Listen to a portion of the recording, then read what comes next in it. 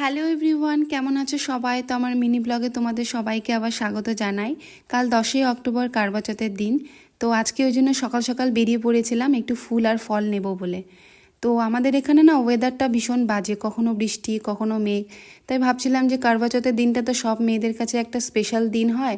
আমিও ভাবছিলাম যে কালকে কেমন ওয়েদার হবে, যদি বৃষ্টি হয়, আকাশ কেমন থাকবে, মেঘলা হয়ে যদি থাকে, যদি বৃষ্টি হয়, চাঁদ যদি দেখতে না পাই, মেঘলা মেঘলা হয়ে থাকলে চাঁদও কখন উঠবে, এইসব নিয়েই ভাবছিলাম। তারপরে ভাবলাম যে যাই হোক, পজিটিভ এনার্জি নিয়ে আমাদেরকে এগোতে হবে লাইফে।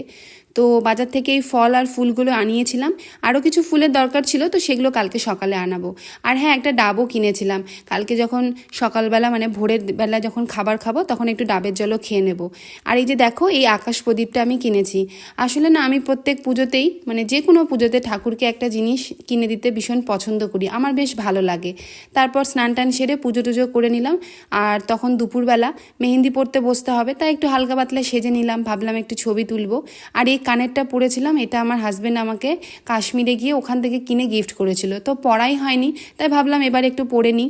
তো আমার ননদ আমাকে মেহেন্দি পরিয়ে দিচ্ছে, ও খুব ভালো মেহেন্দি পড়ায় আমাকে। সমস্ত এর আগের বারও কারবাচতে ওই আমাকে মেহেন্দি পরিয়ে দিয়েছিল।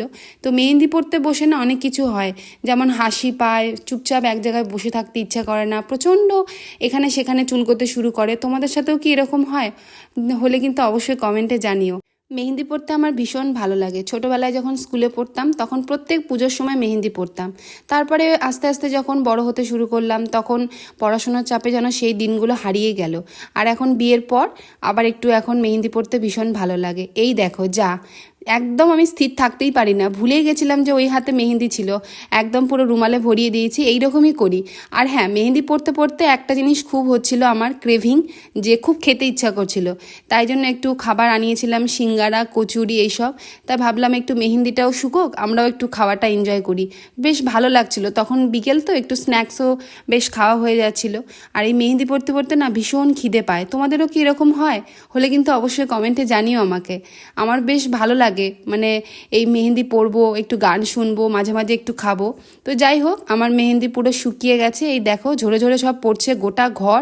আমাকে পুরো ঘর আবার ঝাড় দিতে হলো। তখন তো প্রায় রাত হয়ে গেছে, ডিনার তো আমি নিজে হাতে করতে পারবো না, তাই ননদ আমাকে খাইয়ে দিচ্ছিল। বেশ ভালো লাগছিল যে ও আমাকে খাইয়ে দিচ্ছিল।